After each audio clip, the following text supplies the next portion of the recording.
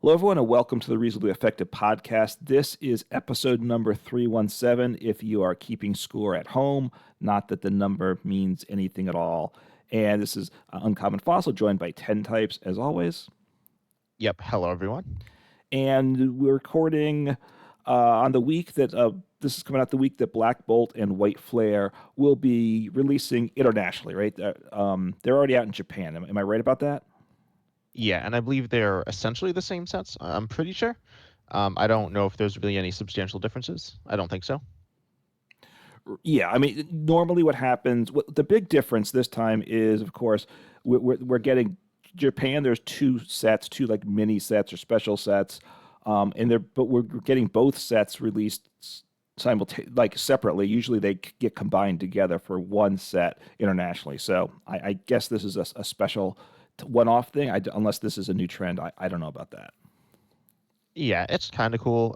Ultimately, though, for us, we're just taking a look at them together here. I know on my Yep. channel, at least, I've done some videos on them separately, but functionally, they're pretty much the same. So they can be lumped together. And today, we're going over the top 10 cards from the set. We've each created a top 10 list, and we're going to take a look at each other's and compare them and figure out what we think the top 10 cards are and why they are what they are, why the rest cards are really good, and just take a look at that. Yeah, so looking forward to it. There's definitely some good cards in this set. I think I don't. There's not a ton of great cards. Like I think to me, when we get down towards the bottom of the top 10, there's still cards that have value. I mean, there's a lot of cards with value. There's not a lot of overpowered cards, which I think is a good thing, all in all, too. Yeah. We'll take a look. But I'm going to open up your top 10. I think you're going to open up mine now, and we're going to take a look. Yep. So I'm Uh, opening up, trying to oh, open. okay. I see what you've done here. Okay. This is interesting. So let's just go down. Do you want to name them and then decide what we want to talk about after? Uh, you mean go through our top tens? Yeah.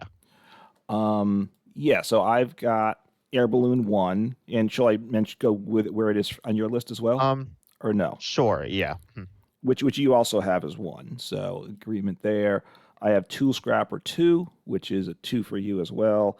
We're starting off the same. Brave Bangle 3. And these are trainer cards. There's some good trainer cards. You have Hilt. Oh, I have 4 as Prism Energy on mine, which you have down at what, 6 on yours. So okay, Yeah. so I mean we both think it's good, but obviously a meaningful difference. I have Ignition Energy 5, and so do you. So we're agreement on that energy. We both have electric in. No, I have it in 6. You have electric in 7. So it's close there.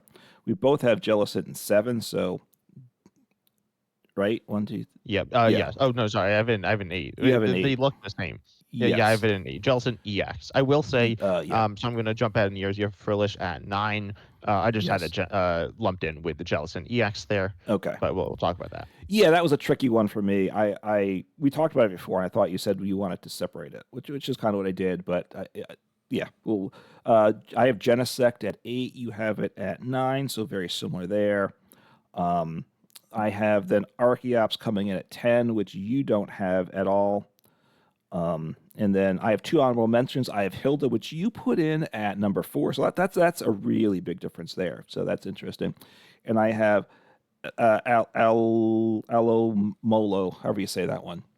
Yeah. At Hello, Momola. It's a Alo palindrome. I'm pretty Alomomola. sure. Yeah, at is an honorable mention as well, which you don't have. So, but Yep. And then I have. you may value it Oh, similarly though. I don't know where you view it at.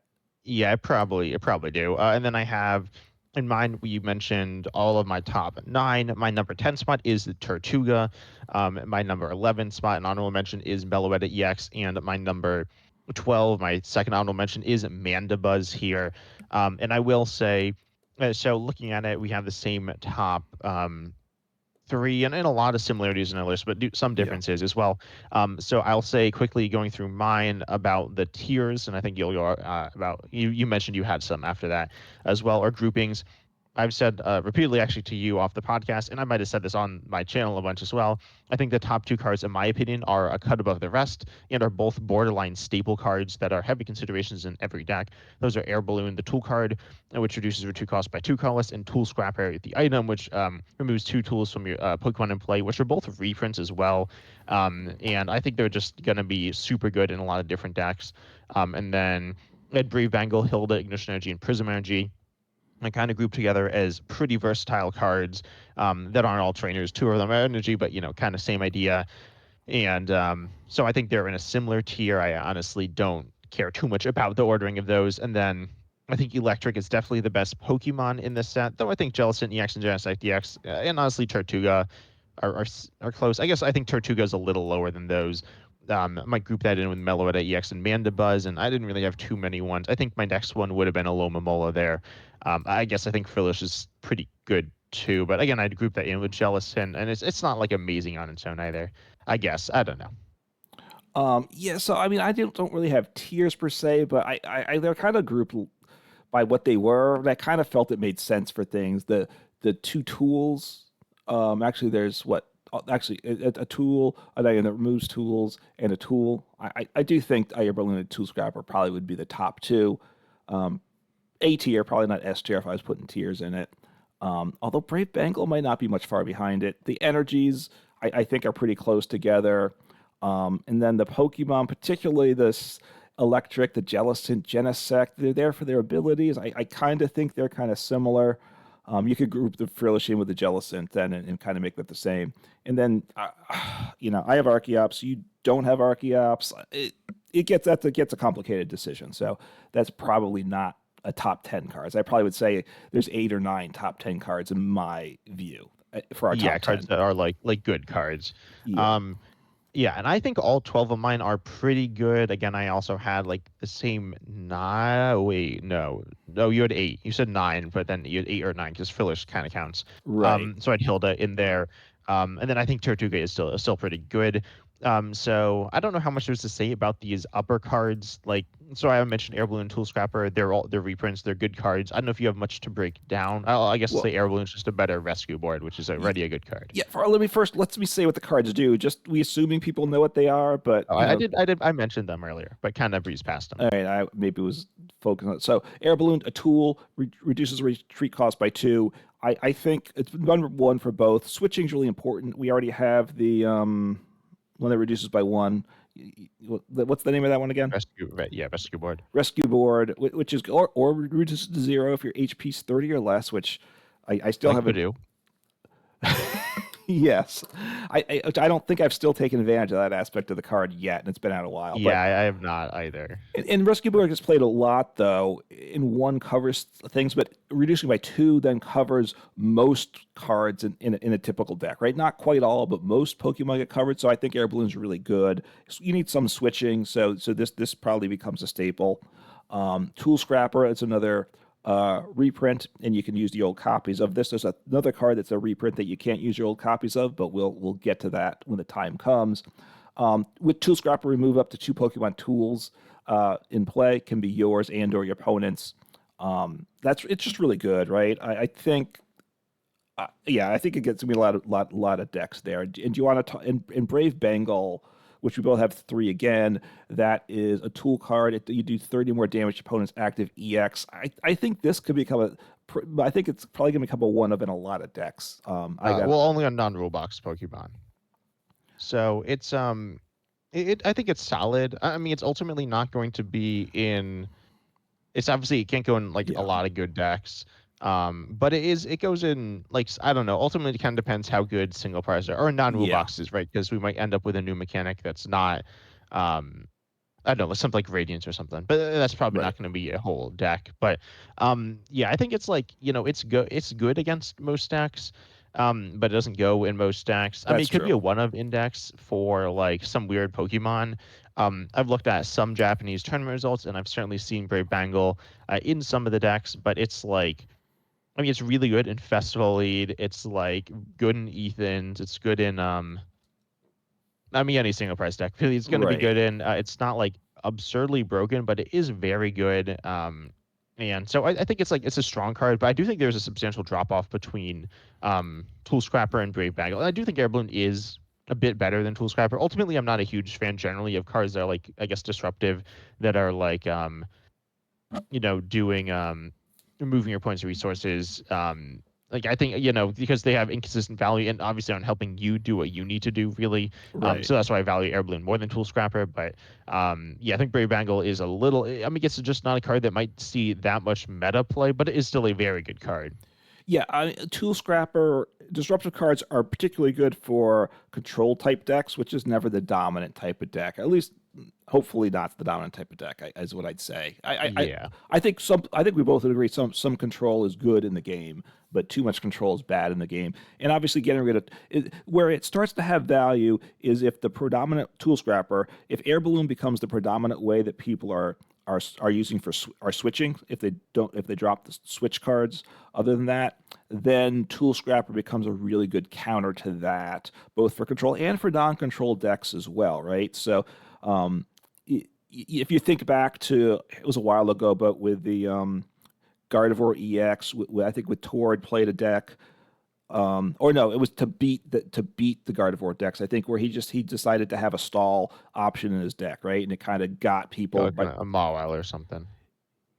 yeah, something like Mawile, I think, and people were vulnerable. There could be like a turn at a point in time where Tool Scrapper can kind of become that if everyone's relying on Air Balloon. But yeah, Kind of. I will say, um, Mawile stops it from before the stops him from retreating first, but yeah, then Tool Scrapper is after. And also there is Jamming Tower. Jamming Tower is like okay. Um, Turning off tools, it does turn off your own like all the time, so that's kind of bad. Um, more or less. And so no, that's not amazing. I think this is good against Gardevoir, where they want to give themselves extra HP too, and they potentially have negative HP without the tool or 0 HP, so that's like really good. yeah, We can actually take knockouts with this, and Tool Jammer couldn't be bumped. Um, Wait, that's the right. No, Jamming Tower. What am I jamming. saying? Tool Yes, Jammer's no, dead no, side. yeah, yeah, Yeah. So Jamming Tower is it's solid, it's good. But I definitely think Tool Scrapper is better. Also, speaking of Tool Scrapper and Air Balloon, they are both stretchable off of Arvin, yeah, which is very nice. And also speaking of, you're mentioning like Air Balloon replacing switches. Obviously Rescue Board is in the game. It is he's allowed to play. I don't think I need to say this too much, but with Arvin, it searches a tool and an item. The item's generally the much better thing. You can get good value off of the tool sometimes, but generally you want to be getting the item to set up the tool again. Like TM Evo can be good, something like Air Balloon's good, but it's almost functioning like an item, like a switch, yeah. except that you can get it easier or like still have the room for it to get the item. So that's good.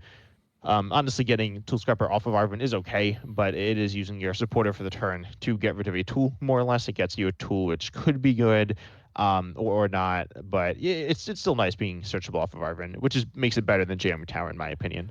Yeah, Though they are actually, a bit different.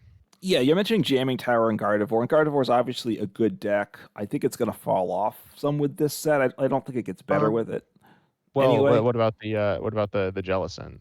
Oh yeah, that's true. That's true. That yeah, I guess I hadn't been thinking of Jellicent in that deck, but maybe that is the obvious thing to do. What are you thinking about it? And I just think it's good in general, but we'll see. I guess, yeah, Well, but uh, but um, but jamming tower only affects the active. So if you're worried about Gardevoir, Tool Scrappers wait, what? in terms of Gardevoir knocking out Pokemon by getting turn off the tool, right? Jamming tower, right? Only. No, it turns off it all tools. Oh, I thought it was just the active. Okay, so I was forget. talking about I said tool jammer by accident, which just turns off the active. But Okay, jamming tower, which jams tools. including the bench. Is yeah, Okay, I it's couldn't. all Pokemon, including your own, which can be like seriously bad at times. Yeah, Or it can be fine. I mean, jamming tower again. Jamming tower is good. I don't expect to see no play. When Tool Scrapper comes out, it is a stadium bump, which could be nice. yeah. So it definitely has utility, but um, Yeah, I mean, I haven't you played. know. Yeah, I haven't played Jam and Tower much, and honestly, I don't run into it very often either. So I don't think people play it a lot. I don't expect it to be played a lot, but it's around. Anyway, so those are the top three cards, and yes, Brave Bengal. Just your point, the question, which may be the interesting question, and it's not something to dive into. If for evolving EX decks, do you want a Brave Bengal to attack with your single prizer? Is that going to become relevant in Like situations? your previous evolution, Yeah, you're pre right. Like if you're playing whatever Charizard or like whatever, Dragapult. Dragapult, Yeah, right? Do you want to do extra 30 from your single prize? I I don't know. I feel like it's Dragapult, pretty niche. yeah, Like it could happen. I feel like it's more so if you're countering a wall, which again is like pretty niche. So I don't know. I mean, I think you need some solid secondary attacker to take advantage of. I mean, you mentioned Charizard. There's like Chi-Yu, which does how much does Chi-Yu do? I'd say 130, or is that wrong? I don't. Well, I'm looking at tournaments. That's not right. Chi-Yu does. Wait, you don't remember, right? No, I don't. I'll Yeah. try to call Oh, it it up, but does. It does 140. So I mean, like 30 extra could be good. Or it could not be good. It's not like insane, but I think it's pretty good. Ultimately, obviously, if you're getting value out of it like a bunch of turns, then it's really good. But if it's like a very situational card, it's okay. And also I mentioned that there could be or there could be different like mechanics, and if the dominant mechanic isn't EXs, then this card's like also bad. Kind of like what yeah, we saw, like what we see with Choice Belt. Wait, Choice Belt. Yeah, I think that's the right card name.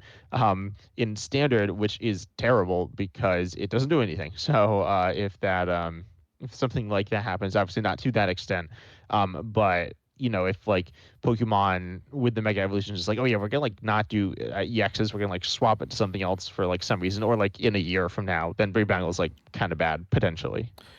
yeah. When you mentioned the Mega EXs, I was thinking that could be assuming there's like a single prize deck that's good now, and I'm not sure there's a lot of single prize decks that have the scalability you want right now, unfortunately. But if you had a single prize attacker that's good scalability right now, you might need Brave Bengal once the megas come out, right? To do that extra 30 to help get there. Um, Yeah. so But anyway, it's a good card. I don't think it's not like some yeah, insanely broken card, but it's pretty good. yeah. So what do you want to go to next? I had well, let's do Prism Energy because your number four versus is a bigger gap to me. Yeah. So number four is Prism Energy on my list. You had six on yours, so a little worse. It's a special energy, provides one colorless, but when it's attached to a basic Pokemon, provides every type of energy, one energy, but every type at a time. So it's right when we have Luminous now. Now that's not restricted to basics, if I'm remembering it correctly. Yeah. But which provides every type, but one energy of every type, but only if it's only special energy. This doesn't have that limitation. You can have multiple special energies and still do it. So it's I like basic box style decks. So it is really good Like for what? that. Well, I like there's which wasn't just basic, but like Arceus with a bunch of V's, let's say, and Yeah, then no, you no, played some give me an special example energy. in standard. I don't have an example right now. Okay, well, I have an example. I Go was trying ahead. to get you to say a certain thing and you didn't say it. So I failed. so I was gonna say Armorooge, right? Armorooge is Yes, I think the deck that best fits it. There's also Joltik. I don't think this is quite like what you're looking for in Joltik box because you're using Crispin and um like Joltik, right? You're using Joltik, yeah. so that's a little different. But I think it goes in Armorooge, right? It kind of makes sense there. Red Armor, which moves fire energies from the bench to the active, and Prism Energy is a fire energy when it's attached to a basic. You can move it to the active, and as long as that's still a basic, it provides whatever energy you want. Or if you had an evolution, just need a colorless energy, it would still work as that too. Yeah. Oh wait, did you move your mic closer? I don't know. Am I sounding Oh, different? maybe not. Maybe it like got loud for a second, but it is I think better now. Okay. Anyway, so yeah, Prism Energy. I think it works well within our moves. You can move the energy around, but Luminous Energy is played right now, and I think Luminous Energy might actually be better because ultimately, when you're talking about these versatile box style decks, you're using what one Prism Energy on it, right? Probably. In that case, yes, you for a box style deck that needs this type of energy, like I said, when I was doing Arceus with the V's, it had to have colorless plus one colored energy. Not once it got to two colored energy of a type specific energy, it didn't work anymore. And I think that's the Yeah. same. Um. Yeah. Wait, it didn't work. Like it didn't work at all, It just or wouldn't set up well. It didn't yeah. function Hmm. properly. So yeah, so Luminous may be better than Prism Energy. Um, yeah, I'm not. I haven't figured out what I want to use Prism Energy in yet.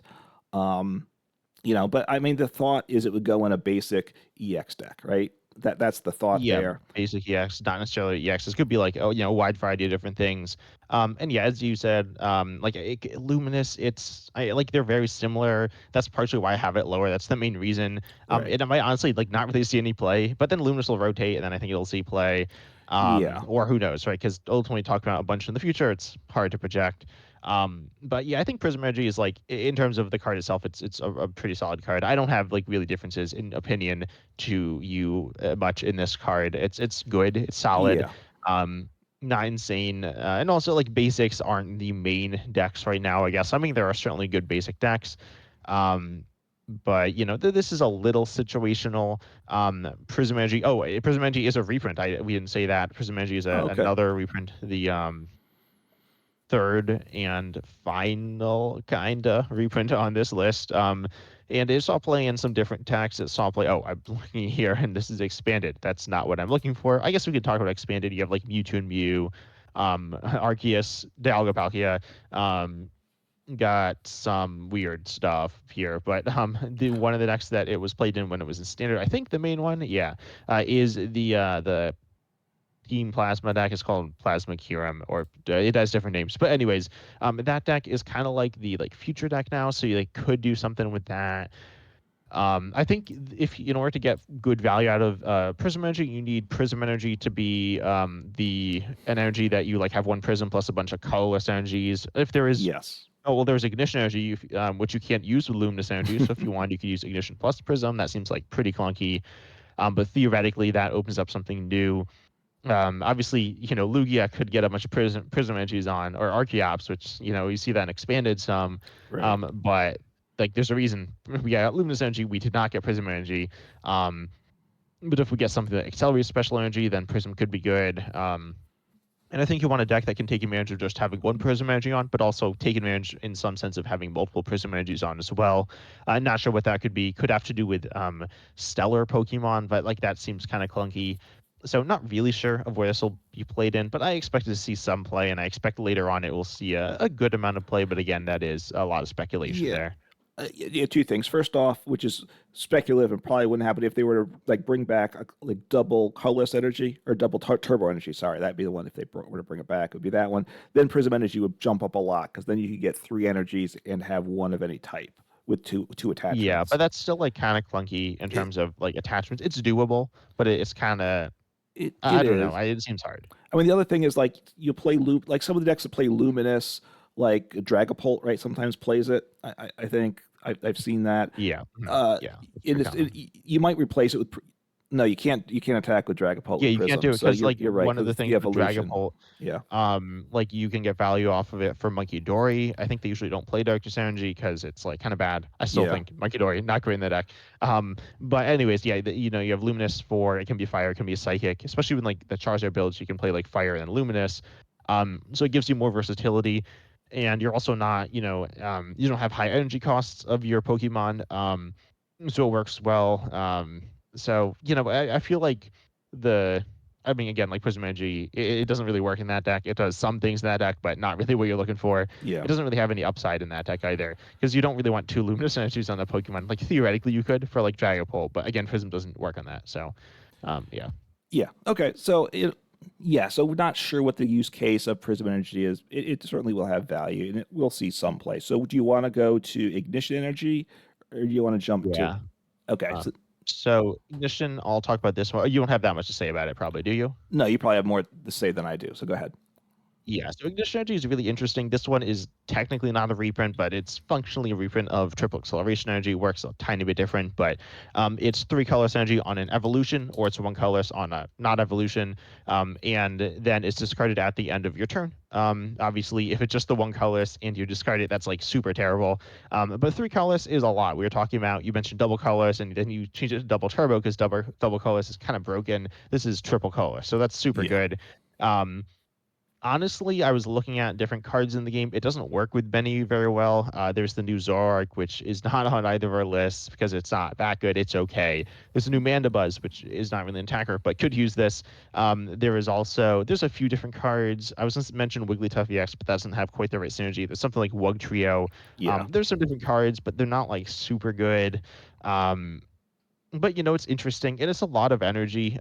So it's 3 colors on evolution, which you have as reversal, which is 3 of any type, but reversal's not active all the time. So you could also pair this with reversal because you getting special energy. You can't really search them. You kind of can. We'll actually talk about that in a second. But there's Colossus Tenacity, which is like okay, but it's not amazing, right? It's not going to be right. like searching energy super easily, like all the time. And then uh, drawing one card that you have 4 copies of is kind of sketchy. Drawing a card you have 8 copies of is not that bad. It's definitely doable. So I think Ignition Energy is definitely interesting here. I don't, again, kind of like Prism Energy, I have them kind of grouped together here. And I mean, yeah, you have them next to each other as well. They're cards that have situational use cases, and situationally, they're super good. But the situations aren't necessarily in a standard right now. But they're not some like crazy specific things. They're crazy specific to get insane value, but to get solid value. I mean, just getting using like 2 colors on a stage 1, I imagine that exists. I feel like it exists, and I'm forgetting something, but um, ultimately it's cool. I think it will see play. I'm not I'm Yeah, I think it's pretty good. I think Prism might be better, but then Luminous kind of pushes Prism out maybe, so that's why I have Ignition above it. Don't feel super strongly about it though. I think they're pretty similar power level, and again pretty solid, but not amazing. Yeah, so the difference between ignition and triple acceleration previously, I believe, is ignition can be attached to non-evolution Anything, Pokemon yeah. as well, and it provides 1 colorless, whereas triple acceleration either doesn't attach or it attaches and falls off. I don't quite remember which. Yeah. Um, Now, ignition energy can be attached to rule box Pokemon. The reversal energy that works on non-rule box only. Is that correct? Or am I? Yeah. So that's the difference there. I can't think of anything that would really apply to No, that's like super good. This is Blissey. That's okay. right. Yeah, I mean, Blissey EX comes to mind, but it's not a great attacker, and that you deal with it if you wanted to. You deal with it by moving the energies around usually, but you could put it. But it does work for EXs, so that's something to keep in mind. But I do think if you want to play like a deck like Wud Trio will get better. Hopefully not too good because I like Mill, but it's not fun to play against because now you have potentially 8 special energies that can you can power you up. You don't need to be behind the prizes early on, so it helps. You lose it, of course, but but that and you have the reversal energies in a deck like Wug Trio. That's probably the use case for it, I think. Um, but I don't think like Wug Trio is going to take over the world either, and I'm not sure something. But a single prize deck because you need to attack a lot of times with a single prize deck, so it's a single prize attacker that needs this type of energy. That's the use case. I'm not sure what there is now, but it may come down the road later too. Yeah, definitely a card to keep an eye out. Remember, kind of like Reversal as well. They're Yeah, like kind of similar. Reversal has higher potential, but like some sketchier elements to it. I think Ignition could also be in a toolbox style deck where you have an Ignition box style deck or an Ignition box package thing in a deck. yeah, Not really sure, but it's cool and it is somewhat searchable as well. And I think we'll talk about Hilda now, yeah. which I'll just quickly read off what it does. It's a supporter here, definitely the best supporter in the set. I think actually research is in the set, but the best new supporter in the set. Search your deck for an evolution Pokemon and 1 energy card, reveal them, put them into your hand, then shuffle your deck. I had this as the 4th best card here, grouped in with Brave Bangle, English Energy, and Prism Energy. Had it second of those 4 above the energies, but in a similar tier there. But you had it as your 11th card as or 10th, Yeah. depending how you count it, as an honorable mention here. Why do you have it low? I want to hear your thoughts on this card. I mean, yes, I would agree that it's the best supporter because I don't have any other supporter on my top 10 plus honorable mentions. In that regard, the good thing about it is it searches for special energies, which is always good for because that's very limited. So having options for that is good. But you usually there's not that many decks that searching for one evolution Pokemon's okay, but obviously you'd rather play Ultra Ball almost all the time than that, right? It's Mhm. I don't. The Pokemon search is okay. I guess it's designed for ignition energy in an evolution. I guess that's kind of the thought behind it. I don't think it's gonna. I don't see it getting a lot of play. Maybe I could be wrong about that, but it's okay what it does. And if the fact that it searches a special energy, if it didn't search for special energy, it wouldn't even be an honorable mention to me. So just because this is the only this like the second card in format that searches for special energy. You also have Energy Lotto, right? That looks at the top seven. Wait, that's that Or, rotated, or right? that rotated. All right. Well, that's why I haven't Yeah, seen it in a yeah, while. that rotated. Anyway, a couple of things. One, supporters that search evolutions, you see sort of like Jack and which I don't think is very good, but I think it's okay. And then also Brock Scouting, which I think is Yeah. okay. I thought it was gonna be underrated, but people play it. It's kind of like Badoo counter, I guess, but it's not like super strong, but it's solid. I mean, it's like a little less versatile than Arvin. Um, because Arvin's like can do so many different things, but again, against Badoo, like you can't actually do any of those things. So it's like kind of good there, but it's not insane. It also gets basic, so it's more versatile than Yeah. this. But you have that, and then also Colossus Tenacity. So what are your thoughts on Colossus Tenacity? I want to hear those. All right. So Colorless Tenacity searches for its It's energy in a Stadium stadium, right? Internet, yeah. Um, Mhm. I mean, I don't play it much. I don't see it played a lot. It's okay. I mean, stadiums. This is better than that than Colossus Tenacity, probably, right? Because you want an evolution Pokemon more often than you want a stadium. I would say decks that need stadiums. So you don't have a lot of stadium search. But I guess maybe Colossus. Well, now I'm going to flip around and say Colossus Tenacity is better because it searches for two cards that Better? there's not a lot of stadium search either. So in one sense, Colossus Tenacity searches for Yeah. two cards that you can't search for easily. Obviously, you can search for evolution Pokemon pretty easily, right? Right now Yeah, it's pretty doable. Yeah. I mean, you need the Ultra Ball and two other cards you don't need. So sometimes you don't like that.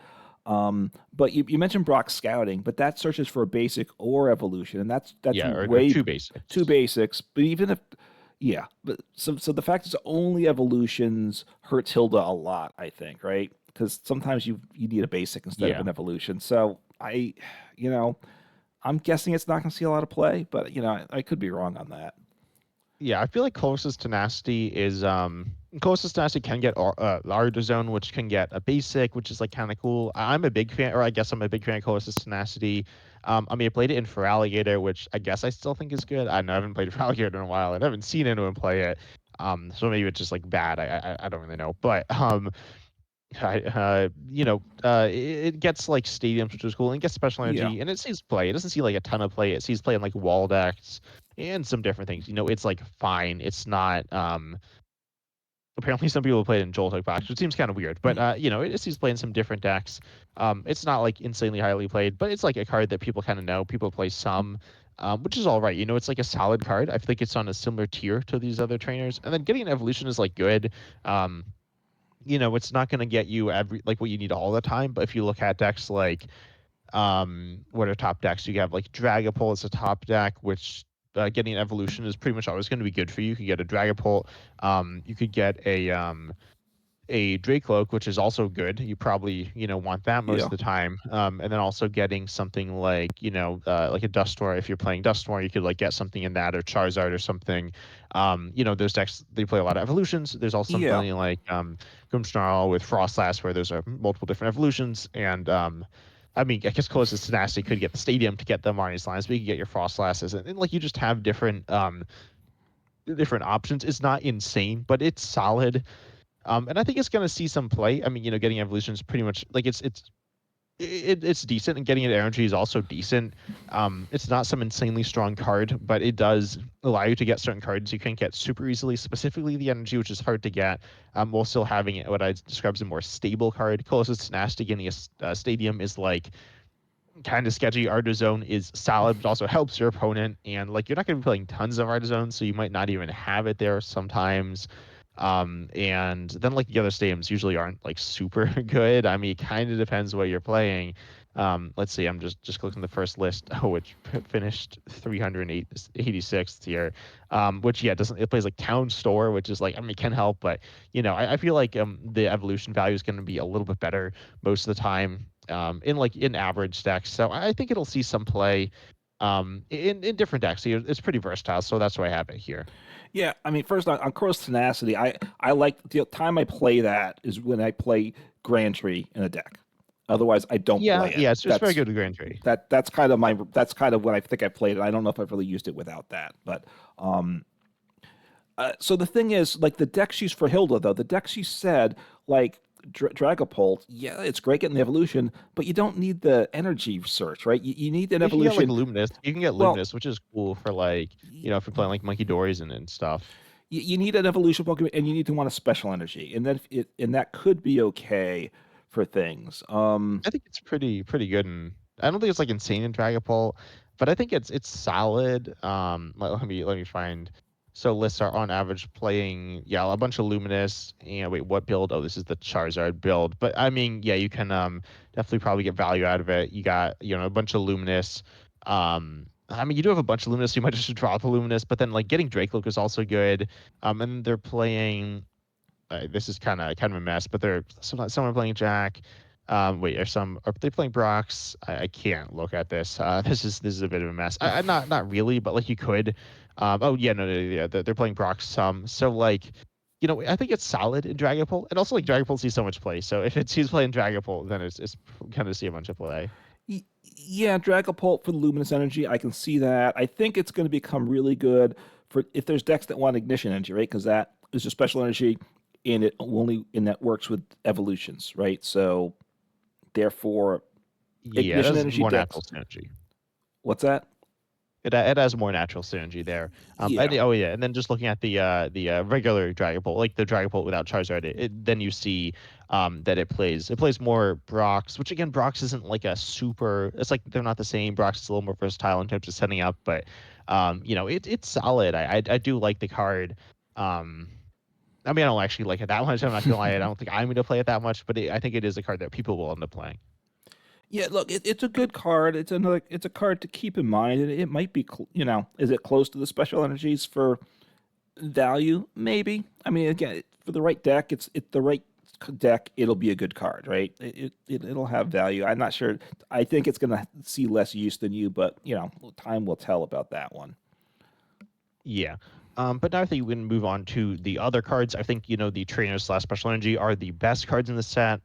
We both think that, right? We have the Yes. top half of our lists being just those. So we both kind of think that.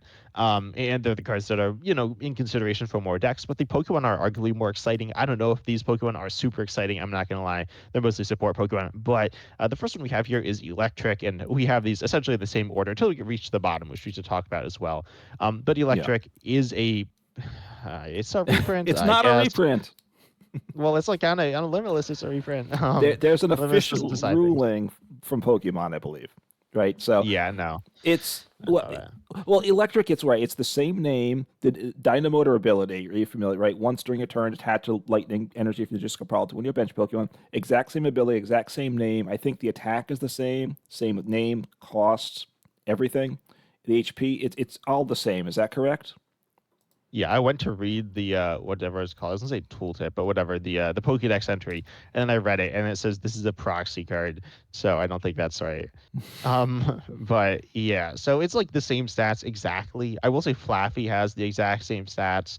But anyways, yeah. So it's like it's not the same regulation mark. So well, I think Right. So like so Heal doesn't have a regulation mark, right, because but this came out. So Pokemon officially said you cannot play the old electric in your deck. So, yes, it's the same card. Yes, it's essentially a reprint, but no, it's not a reprint in that you cannot show up to an actual sanctioned tournament with the old electric and legally play. So, it just is what it is. yep. But anyways, so it's like more or less a reprint. Yes. And it accelerates lightning from your discard to on your bench Pokemon.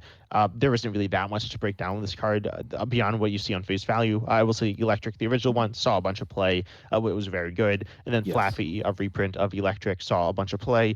It was quite good. Not, I don't think as good, but still pretty good. And the other cards like this have, same idea. So ultimately, this card's gonna be good. I might be a little low on this card, and a little higher on some of the other cards around. I could see it a little higher on the list, but it goes within lightning decks. There's really one lightning deck right now, which is Joltik, right? I'm not I forgetting th- something. yeah. Yeah, I guess there's Raging Bull. I didn't think about that. You could do that. Oh, That's something. Mm, It seems a little weird. I don't know. I feel like the Ogre Pawn package works pretty well, but yeah. you could do that. But anyways, yeah. So then within like the Joltik box, I think is good. If you know my thoughts on Joltik box, I think the deck is not good. Not like terrible, but I don't think it's. I think I'm much lower on it than most people.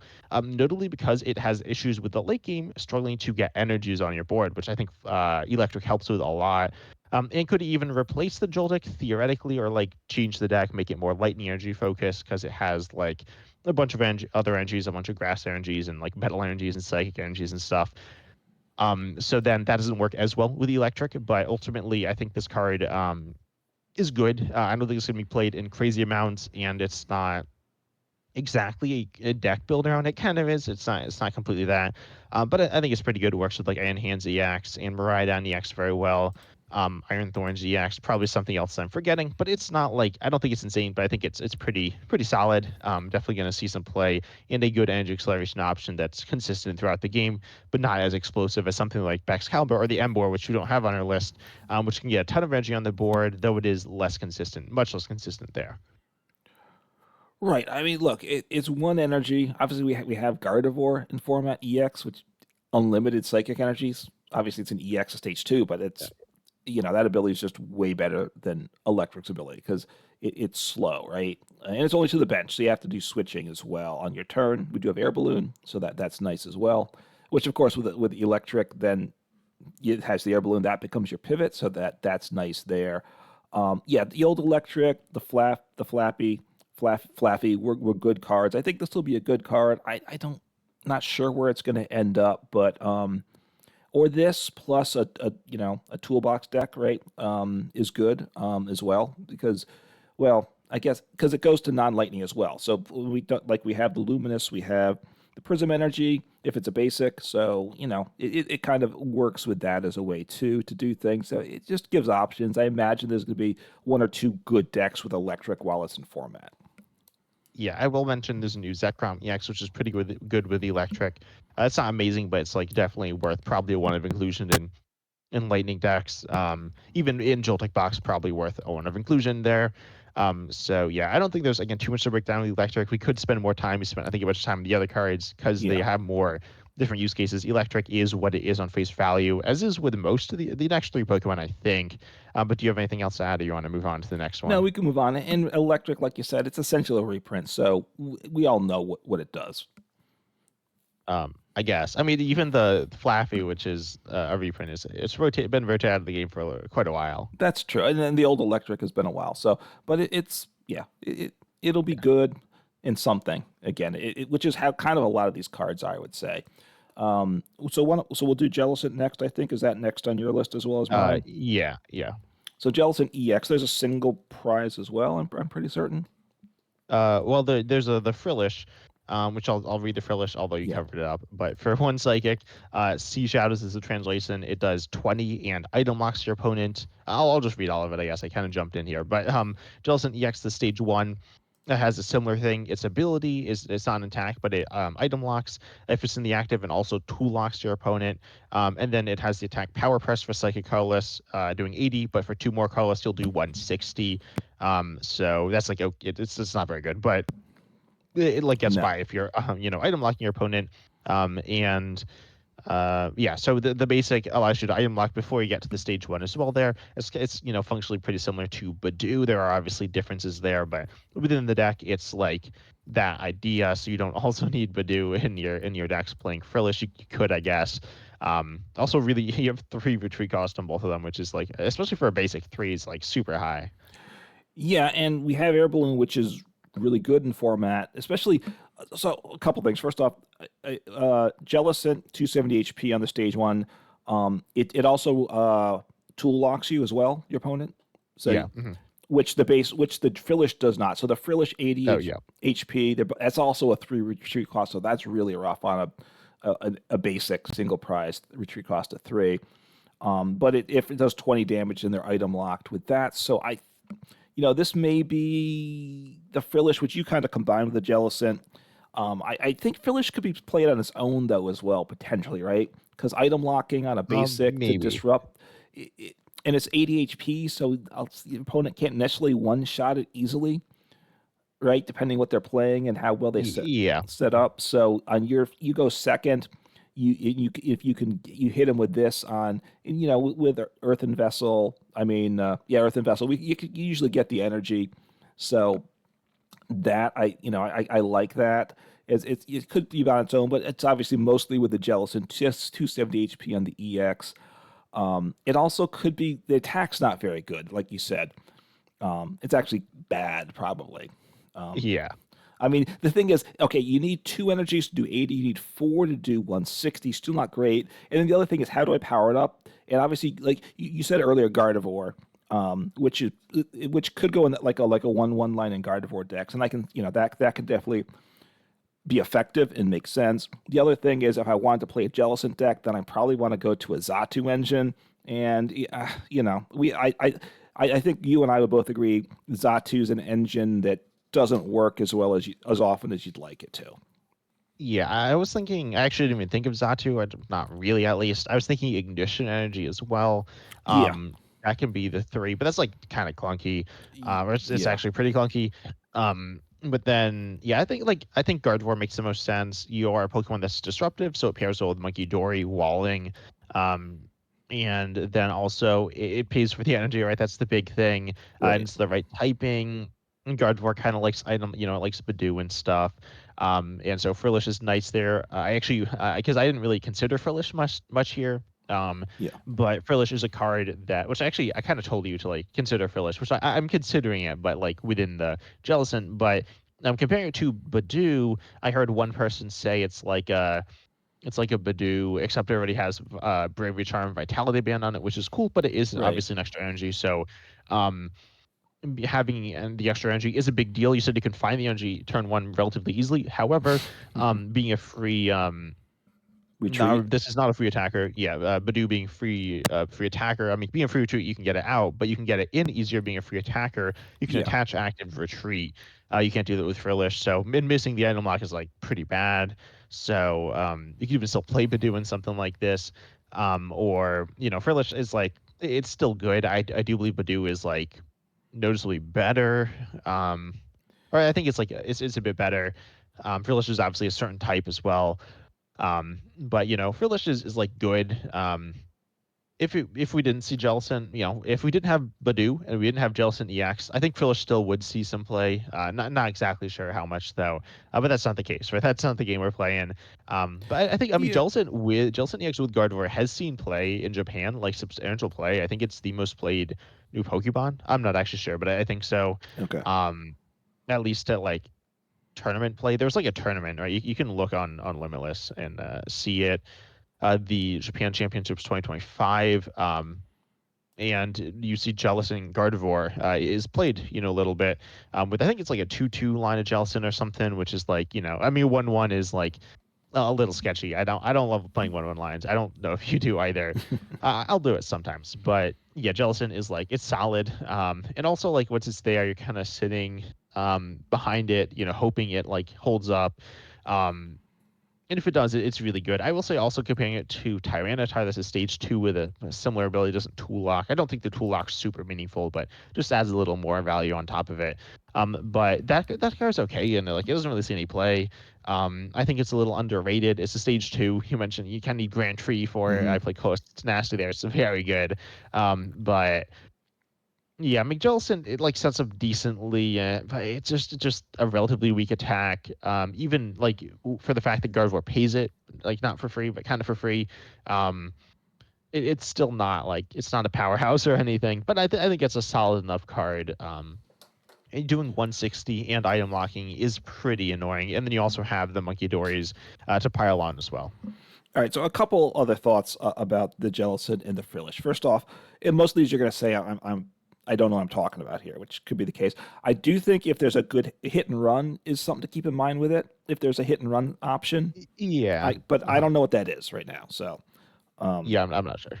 and the retreat cost is 3, and if you have a hit and run deck, you want to then switch back with the other attack or 2 usually. So that gets awkward as well. So, but that's there's that. In terms of the Frillish, it does at the 80 HP takes you out of range of Dragapult. It saves a prize on one turn. So Yeah. if that's what Yeah, you're no, yeah, HP is cool. So if you're going to see if your Dragapult's going to be a good deck the whole time. So if you think you're going to run into a lot of Dragapult, Frillish for item lock, because especially Gardevoir, right? With Badoo, this might be better in Gardevoir. I'm not sure. Yeah, and you can one shot the Dragapult with Jellicent as well with Lotus Clefairy EX, which is good. Yeah. I'm also think with the either the probably the Frillish, maybe the Jellicent in a Monkey Dory deck, a Walling deck, right? Like just Monkey Dory. I mean, I'm Yeah. sorry. I'm sorry. That's not. I take that back. I meant to say Mimikyu. I want to get to Monkey Door in a second, but if Oh, you want a Walling Mimikyu deck, then item lock with Frillish and maybe Jellicent. I think you can mess around with that and you yeah. know again it's not a competitive deck, I don't think. And then you Yeah. I could think Walls is like it's an all right deck. Yeah. yeah, I mean look, Monkey Mimikyu's been an annoying card since it came out. It's fallen off some. Maybe it's being slept on a little bit. So Frillish and Mimikyu makes it, just adds more annoyance to the deck, which can always be fun. And then what about Frillish with Frostlass and Monkey Dory, right? Because especially Yeah. if people are relying on Air Balloon for the retreat, now they can't attach the Air Balloon. I can get something stuck. I have a bad attack, but I don't care. I actually don't want to attack. I want to start moving damage and knocking out bench Pokemon as a strategy. And I can attack with the active if that's what happens, but the goal is get something stuck and just chip away at the bench. I think it's about as strong as playing it with Gardevoir, except with Gardevoir you have like Gardevoir behind it. Um so I think it's probably better to do it with Gardevoir. But yeah, that's like solid. Kind of like Frostlass and Monkey Dory. I don't like it as much out with Marius because I think Marius is fine enough, but Yeah. I'm not like the biggest fan of that deck. But yeah, anyways, yeah, that's fine. I don't think there's too much to break down with Jellicent either, right? We broke it down some. Yeah, we've said plenty on Um, Jellicent, I think. yeah, but then we have Genesect EX, the next one here, which it has an attack, which isn't very good. You could use it, but it's not very good. But then you have your ability here, which says once during a turn, you may search your deck for up to 2 Metal Evolution Pokemon, reveal them, put them into your hand, then you shuffle your deck. Genesect DX is good. Notably, I thought this card was like kind of not great at first because like you don't need like a bunch of Metal Pokemon every turn. But it's good because you can get off a Nest Ball, and so you can like Nest Ball for um, Evolution Pokemon. You can get 2 on 1 turn, so it's like versatile. Yeah. Good with specifically Goldengo, but it's like fine enough in really any Metal Evolution deck. It's very not flashy, but it's pretty good. Yeah, it's here for the ability. Its retreat cost is 2, so Air Balloon is good. I like Goldengo a lot, so I think this goes in Goldengo. I got to think through the bench Yeah, slots I'm because pretty sure. you play. Oh, because you played Dunsparce, right? Well, because you want to fill up your bench, you want to get all your Goldengos in play as quickly as possible as well, because that's your engine. So you just got to think through bench space. But I think I do want it in the Goldengo deck. Probably, and again, it's a basic, so I only need to put one copy in. It's only one deck slot, so it's really good for that. Yeah, the attack is bad. 150 for 3. It takes 30 less damage, but I don't see that as being good, really. So. But it's a nice ability for, it's obviously only metal, and it's only metal evolution, so it's gonna be very niche. But it'll go in some decks for sure. Yeah. And also, oh, you mentioned Goldengo, or I mentioned Goldengo, and Yeah, we were talking about Air Balloon, and Air Balloon, I didn't say this earlier, is actually good in Goldengo as well, because you could play like Switch, because you draw an extra card in the active, but then you're just using a Switch to draw one more right. card, which is like not that good, right?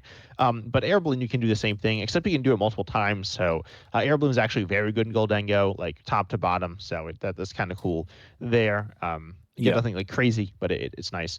But then, yeah, I think that's it for Genesect. But now you want to talk about your number 10/number 9 card here, Archeops. yeah. Which don't have on the list, and I know the downside. So, but Archeops is stage 2. It evolves from a fossil. That's the bad. That's the downside. If it wasn't from a fossil, I'm pretty sure it would be on your top 10 list because it's got a very good ability, I think, and I think it's kind of pretty fun. Primal Wings. Once during your turn, if this Pokemon's in the active spot, you may choose one of your Pokemon's evolved Pokemon. Devolve it by putting the highest stage evolution into your opponent's hand. So, yeah, I just think it's really good because I like to play decks with TM devolution, but I find it doesn't quite work out. The numbers, I kind of need to get some damage and the devolution, but now from a stage 2, I can go to the stage 1 if I want, and then go that to the basic, which should take that out. Or you can, or if you just attacking into the active with your active, you send up the Archeops. She cost us 1, so that's easy to take care of there. devolve your opponent's Pokemon, and then retreat and attack, hit into the active. And now, assuming they had an EX Pokemon, they now have a lot less HP. You take out the basic. If they don't have another basic setup, your opponent might not be able to attack the next turn. Yeah, no, it definitely has cool utility. It is a fossil. It's a stage 2, even if it wasn't a fossil. I think it's like Yes. it has issues. It's like all right. I don't think it would be in my top 10 if it wasn't a fossil. Okay. I think if it was like a stage 1, it would be on my list. Stage 1 not fossil certainly would be. I Well, think. a stage But a stage one not fossil would be a great card. It would be too good, I think. And you're not there, but I think a stage one regular evolution would be too powerful. Yeah, it probably would be. I don't know, because you have like some pretty crazy things you could do with it. I think it would be cool though. I like kind of strong fun cards, but yeah, no, it would be probably too good. Ultimately, being a stage 2 fossil is awkward, and you need to be like switching it Yes. around all the time. Again, it has cool value, which you mentioned. I just don't think it's doable enough. I mean, even TM Devolution isn't. I mean, it's used, but it's not used all the time. Like it's in relatively low counts and stuff, and like Archeops does have value over it. You can disrupt after you devolve. You can devolve multiple times. You can devolve multiple Pokemon. It has a lot of good value, but you can devolve before you attack as well. So Yeah. lots of good things there, but um, it just I don't know. I don't think it's super workable. Because it's a lot of hoops to jump through. Um, like a bunch of them, like switching stage 2 fossil. That's a lot. Um, so yeah, Yeah, it's awkward. I will give you that, and maybe it's more here because it's fun. I like what the ability does. It's interesting. I will say that. yeah, I agree. I think it's really fun, but I probably maybe I give it a try and expand it with Zoroark, right? With Zoroark, then you can get the Arcan into play, and yeah. Well, you should probably do it with Pokemon Research Lab or whatever that card is. I always call it Fossil Research Lab, but that's not right. I think it's Pokemon Research Lab, okay, which you can use to get this out. Which is cool. And obviously Archeops is like a really good line in expanded. Well, there's the one that's banned, which I guess is not good because it's banned. But yeah, there's the one that gets the RNGs, and you can put this in there as well. I guess depending how you're playing it. But Archeops is always paired with Lugia and expanded. right. So there's some cool things with it. Because for expanded, I don't think there's a. I don't know if something else that has this ability in expanded. I could be wrong because obviously there's a lot of Yeah, I cards. can't think of it either. So but So you're saying like it's good, so we don't know, well, or no, it could be. Well, I'm just saying consider it no for expanded format. If it does something that no other card in expanded does, it could cause some trouble in expanded format. I don't know. I think expanded. I mean, I don't know that much about expanded. I guess I probably know more than most people about expanded. Reggie Drake was very good, and I guess there are evolution decks in expanded. There's like ability lock and item lock, so that's like bad for this, I guess. And so like you need to kind of get set up before your opponent, and that can be hard to do. And like I guess evolutions are very good, but they're also like good just basic decks. So this like is like useless against those. Um, Pairing it with Yes. the other Archeopses, you're also sacrificing getting an Archeops into play, which could be okay at times. And again, this is Archeops without Lugia because Lugia gets colorless Pokemon into play. So if Right. you're playing like Iron Thorns Archeops, which is I think a thing, or something like that, then you could get value out of it. But again, you are sacrificing in a regular Archeops, which is kind of bad. So it's interesting. I think it has value in expanded. I think it will see some play. Um, but it kind of depends what you're up against, right? There are lots of decks Yeah. where it's just not super useful that often, right? Like reducing, also looking at expanded, because in standard, you have EXs which have really high HP. Same thing with Mega EXs, even Right. higher HP, but you devolve them, they lose so much HP. They lose a prize or two, but Yeah. they lose most of their HP. But an expanded devolving a VMAX or V star to a V is like, I mean, it's certainly losing HP, but it's like 60 or something, as opposed to like 300 or something. Right. Although if you get the knockout, you still get the well, it's two prizes. It's Yeah. not you But lose yeah, no, one, but you it's still still use the multi other two. prizes. So Yeah, earn a V star, yeah, which right, is like stays the Reggie Draco. right stays the same in prizes. So yeah, it's a fun card. You're right. It's probably not going to be all that reasonable to make it work though. Yeah. That's your point, I think, which is probably true. Yeah. I will say I think pretty similarly of the Archeops to you, but I think very differently of the Tortuga. Tortuga, I think, is super good. Well, I don't think it's super good. It's number 10 on my list, but I think it's pretty good. Theoretically, super good if you set it up. It's from what set? Okay, I found it. Black Bolt. It's a stage 1. It does evolve from a fossil, but it's like a stage 1. So you can get into play. You can't really search out fossils, but if you play 4 fossils, like it's doable. It's not like impossible, and it's not your main attacker either, I don't think. But for Yeah. 1 water on a stage 1 here, you do Echoes of Ruin is the translation I have here. Oh, it's covered up on mine. So it does 30 for each item in your opponent's discard pile, which is a good chunk of damage. I was looking through how many items are in decks, and it's like 15 or so, which is like solid, and they'll be being played a lot. So your opponent's going to prioritize playing them in the early game, or if they don't, like if you're just like pseudo item locking them by just having a Pokemon in your deck, that's like super good. So either way, that's a win-win. I think I said that wrong, but whatever. So anyway, it's a card that is going to be doing solid damage, not necessarily insane damage. I mean, if they have like 10 items in this card, it's super good. But Yeah. if they have like not that many items in this card, it's still pretty good. It's still like a solid stage 1. You look at something like Festival Lead, which is not like that good, but it's okay. Or like Ethan's, that's a little better. That's this is not doing quite as much damage, but it's a stage 1. It's a fossil though, so there's some awkward Yeah. aspects to it, but it is workable, I think. And as a secondary attacker, like kind of threatening your opponent's resources in a way, it's very good. And the stage 2s are also pretty solid. The 1 boost damage, the 1 wall special energy, so you have a lot of versatility here, and I think it's a solid package. You could put it with luminous energy in like something like Dragapult or something like that. So, I think Tortuga is like pretty solid. I don't think it's insane. But you compare it to, Traveler and Scarborough, which was insane, really. For 1 psychic on a stage 1, it's very similar. This does a little more damage, I guess. It's a little, there's some changes. It is a fossil, so it's definitely worse, but I think it's a very decent card. I expected to see some play. I mean, I definitely think it's better than the Archeops. I mean, it's literally like the reason you think Tortuga is bad is because it's a fossil, right? Well, yeah. Here's my what I'll say against it. I don't think it can be a secondary attacker because it evolves from a fossil. Because Um, I don't know. if you want like because let's say it's secondary attacker, that means you probably should have 2 Tortugas, but now you probably need 4 of the fossils, maybe 3, Yeah, but I think because that's okay because like it's deck space. Ultimately, I think fossils are really cool. I'm not gonna lie, they're like bad, but they're really funny because you can do some weird things with them. Because they're yeah, like Pokemon, but they're like not Pokemon. And you can like play them. You can attach tools to them. You can do some weird stuff with them. Um, I think like like sacrificing a couple of deck slots is like kind of bad. But I mean, like Charizard, that's a bunch of deck slots in Dragapult, so they're different, right? But this isn't yeah. Charizard, but I mean, I think to play the Tortuga, I think it's going to come down to is their Caracasta viable? I Um, guess I don't because know. I think that I mean the Chuchuga is like its attack's good, right? it is, It's not insane, but it's pretty good. If this was not a fossil, it would be really really good.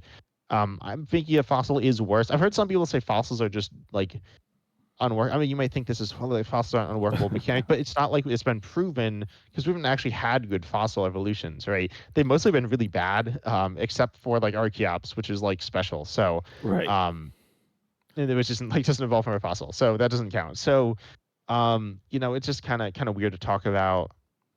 Well, so Yeah, here's what let's just say because I know we're getting on here. I think if you're going to play Tortuga, you're going to play the Caracasta, right? Because that's the stage 2 that evolves from it, and you prevent damage and effects from attacks with your opponent's yeah. So you're Poke. talking about the new Caracasta, yeah. Yeah, the new Caracasta. I don't know what the old one is. You can tell me that, but did Uh, have any special energy attached. So it potentially if that ability helps you sometimes, then you have a reason to play that. And then of course you have the good attack of the Tortuga, and you have the good potential wall for some matchup through the Caracasta. So you're attaching with attacking with Tortuga, and you kind of because you're going to have at least 1 copy, I assume, of the Caracasta, so you can flash that out if it becomes the right play in your game. Yeah, and the other Caracasta is from Stellar Crown here. I actually don't know what the Tortuga does, but I assume it's really bad. Yeah, it is bad. But the Caracasta here, it increases damage done to evolutions. by your opponent's active evolution Pokemon by 30 from your Pokemon. So that's like pretty solid. It's not always useful, but it can be really good in a good amount of occasions. It's not like in Dragon Ball, you're getting 200, boosting that to 230 to like evolutions isn't like necessarily the number you're looking for, but it's not bad. I mean, 30 extra damage. I mean, it plays Mikey Dory, which is like bench damage and healing, but it's I mean, it's useful. And as just like a card you can toss in there, I think it's good. So I think the overall package is pretty good. I have it as the number 10 card. I don't think Yeah. it's insane, but I think it's all right. I mean, you don't think it's good at all, right? You think it just I, kind of filler, right? yeah. Maybe not filler, but like bad. I don't. The, fa- the fact that it evolves from the fossil, that's the big problem. The attack's good. If it evolved from a basic, just a regular basic Pokemon, then then I think it would be a top 10 card for me, probably. Um, and even then, it's still a secondary attacker because it's not going to do big damage most of the time. But like you said, if you either you're doing big damage or you're slowing down your opponent's development, which is always good too. So we'll see.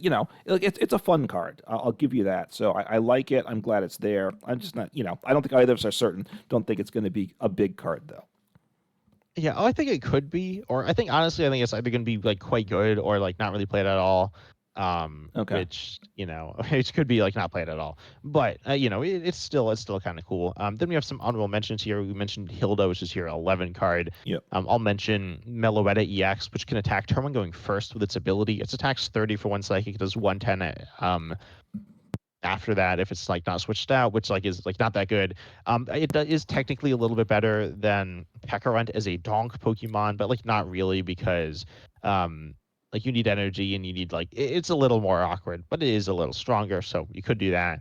But then more notably, you can use it with the technical machines, which I really like. Specifically TM Evolution going second gives you some really nice plays you can do in standard right now. And yes, you can't use Arvin turn one going first, but like I think Velareda EX is solid there. Um, and again, giving the donk potential is good, and even like just 30 could win you the game if your opponent just starts a Badoo or something. So that donk potential is also nice. In a deck that's like not considering Peck Run or anything like that. So I think Velareda is like cool. I do like it potentially even in something like Gardevoir, Dragapult. I think it's considerations in those, and those are very good decks already. So um, I do like Meloetta EX. You think it's bad, right? You just think it's just not good enough. I mean, I do think it's in format. Don't just start a Badoo because you're already going to lose the game with doing that if it going second. And now there's another way it could happen. Here's the bad part, and you'll agree it's bad. I go first. I attack for 30. The next turn I attack again with the big boosted damage, and I do 30 plus 80. So I'm doing what 140 damage. Is that right? Yeah, Over between the two two attacks. attacks, and I could probably find something that could do 140 on my second turn anyway, or better, right? So it's not. Yeah, well, that's not like that good, but you're using No. it like for utility, like TM Evolution or something. Yeah, you could. The thing is, you got to get it in play. You got to get in the active. What are you gonna have to play 3 or 4 team evolutions because you have to draw into it? Maybe like something like I was thinking more like a bunch of town stores, like a couple extra town, like a couple town stores or something. And if you don't get it, it's whatever. You'd be in a pretty similar position to what you'd be in anyways. So, it's Yeah. like all right. It's not like some huge liability, right? It has 200 HP. It's a little low, but it's not squawkabilly, right? So, No, um, but the I mean, I attacks. guess it is low. Like it gets some job at Dragonfall, which isn't amazing, but I think it's like it's fine enough. I think um, it's a cool I think it's a cool utility Pokemon. Again, I don't think it's amazing, but I think it's pretty good. Yeah, yeah. Look, if it's going to be a bit, if you want to attack first with the TM evolution, let's say, I like that, but you're really swinging big with it, right? That's the thing. And Yeah. you're gonna miss more times than you're gonna get a hit, right? So that's I I think. don't know. It's not like that hard to pull off. Uh, But yeah, it depends how much you dedicate to it as well. And then right. we can move on though. I don't think there's too much to Well, say. And then we got my but you do have to if you want to go for it, you got to dedicate a bunch of deck slots. That's the problem. You make your deck weaker. yeah, a few deck slots. All right, But anyways, but go on. then we have my last card. We're going to move on to Mandibuzz, my final honorable mention here. This is as the ability. I can't read it, but anyways, if once during a turn, you can look at your opponent's hand and Yeah. then put a 70 HP Pokemon you or less you find there onto the bench. It has like okay stats outside of that. Yeah. But it's a cool ability for two reasons, or I guess three reasons. One, you can look at your opponent's hand. That's useful for different situations. Yeah. It has two aspects. You look at their hand, which can let you decide whether you want to Iono or not, or whether you're safe or relatively safe outside of top decks to go for a certain plays, like a boss trapping play or something like that. Switch to stall play, different things like that. So that's useful. And then the second thing is you actually get the Pokemon onto their bench. You don't have a choice actually. You have to get it if you find it, but like presumably they'd play it if they actually want it into play. So that's fine. And then it allows you to one, get it stuck, or two, probably technically you could trigger an ability or like bypass an ability like Hawlucha, but that's very niche. But then also it allows you to go and get something into play that you can knock out as well. So you can trap something, knock it out, get more knowledge. It does a lot of different things. It's a stage one. It's relatively smashable, but not like that. I mean, it is some commitment, but I think it's like solid value in a wide variety of decks. Specifically, it's really good in control, which isn't that good, but I think it's like okay, honestly, in something like Dragapult, where you are going after bench Pokemon. And also, hand knowledge is always good. And that deck already has, the Dragapult line itself. You have a bit of an engine. You have a powerful attack that is like somewhat versatile. So I think it could go in something like that. Dragapult obviously has lots of good different options, but I think Mandibuzz is solid there. Yeah, I mean, certainly something like Dragapult is good where it can take out something on the bench, so you can get something down. That it looks in their hands, so it's limited to what it can do. Obviously, if your opponent's playing it, they either have this evolved or at least they have the basic down, so you know to work around that. If you have a basic, you don't want it to get into play through it. You got to make sure you discard it. I'm gonna ask you a question. If your opponent's bench is full, can you still use the ability? No, you cannot. I'm pretty sure. I can't see it, but I'm pretty It sure says once you during your cannot use the turn. ability. Well, it says once during your turn, you may have your opponent reveal their hand. That's period. Then choose a Oh, basic maybe. Pokemon. So, because my point is, if Oh, for I guess you probably could then. because for control, which is really what it's there for, as something with control, right? And I'm That's glad true. it wasn't in format with Snorlax, right? Because that would have been we didn't need more things for that. Um, Although we had the supporter that was better, but maybe Oh yes, I'm looking at it differently in Limitless, so it depends how it's worded. But yeah, I'm not sure on that one. I'd guess not, but I don't know. so it's a big if you're playing control deck, it's a big deal, right? How good it is for control. Because if you can only look if once your opponent fills their bench, you can't look at their hand, then it's definitely a hit to the card, right? So Mhm. it's an interesting card though, and it can have some value. I would agree. Yep. Oh, then you have your last card, right? Yeah, the Alamo Mola, I guess, as it flies You off got it. You my nailed it. tongue. So 110 HP on a single price basic, which you cost one. It with a not good attack, 3 energy. But Gentle Fin's ability once during a turn, if it's the Pokemon's the active spot, you can put a basic with 70 HP or less from your discard pile onto your bench. So there's a lot of good evolution decks that evolves to the EXs, and your EX gets knocked out, you have something set up, boom, you can send up, but you still have to get things set up so you can keep evolving for the next turn. Or if you have a single prize deck, it's even a bigger deal, right? Because then you're always getting knocked out every turn. You have to repeat like 6 times in the game. So it's just potentially a good card, right? Because you're getting a lot of these EXs evolve. The stage twos ones evolve from a EX from a basic that's 70 HP or less. So it's nice to be able to kind of reset things as they get knocked out with this. Yeah, I think it's definitely a card. I'm playing Cynthia's right now, which is finally getting fixed in live. Give it kind of it's not an issue really, but so yeah, I could consider it there, which I think Cynthia's Spiritomb is like super good. Sometimes you could put kind of needs to play into it, but like you can do huge damage with Cynthia's Spiritomb, and you kind of want to recover it, and so I think a little a low Momola here could be really solid there. You need like air balloon or something, Yeah. but that's fine. I mean, you probably want that anyways. So um, I think it's a cool card here. Definitely probably would I think it would have been my 13th card. Not sure. I don't have the list, but um, yeah, I do think it's a good card here for different decks. It's not like super powerful, but it's solid value. Um, and it's not big commitment. It's like one slot in a deck, one slot on your bench. Yeah. Is the Pokemon you're committing your Air Balloon to, which probably is fine, or using Latias SDX. But it's useful. Ultimately, recovering like weak HP Pokemon in the middle of the game like usually isn't super good, but it's like not terrible. Your opponent might be able to pick them off, but ultimately you need them in play potentially. So there'll be times when you need it. It's good enough. I think it'll see a little bit of play. Again, not like super powerful, but it's all right. Yeah, and look, I think we have Night Stretcher now, which gets a Pokemon for the discard pile into your hand. Just we have that, it makes this a little less valuable.